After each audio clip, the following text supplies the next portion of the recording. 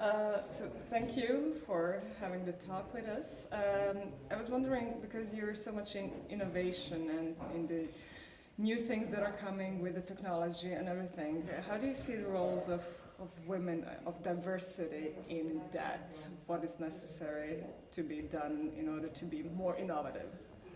Well, it's absolutely essential. I mean, first of all, the way we succeed today is by uniting everybody in this quest of generating something really great. And the more people, the more diversity you have, the better it is, the better you're answering everybody's needs. I mean, first of all platforms these days are global platforms. And if you don't include everybody in the decision-making process or a creative process, you just simply will not get the sort of impact that you need.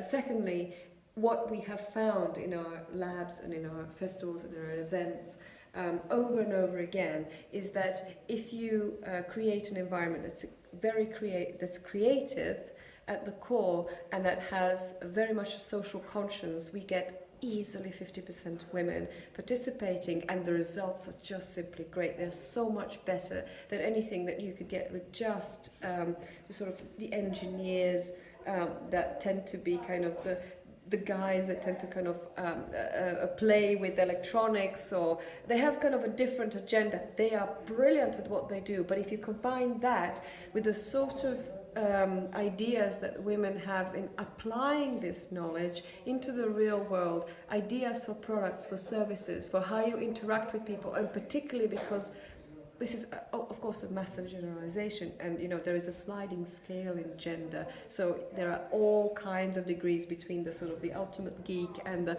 sort of very socially aware woman. But somewhere in there is a really good portion of women who are brilliant at bringing their creative ideas turning them into new business models and new kinds of ways to communicate. They're really great at communication, involving society in a great way. So this is something that you cannot miss with the digital revolution. It's an essential component. So diversity is the key.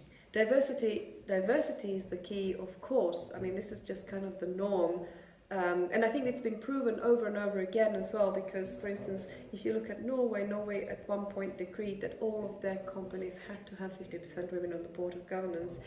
And there was a huge amount of complaints against this. And then a few years later, their economy just basically flourished. So they've proven their point. And I think this has been proven in lots of different circles.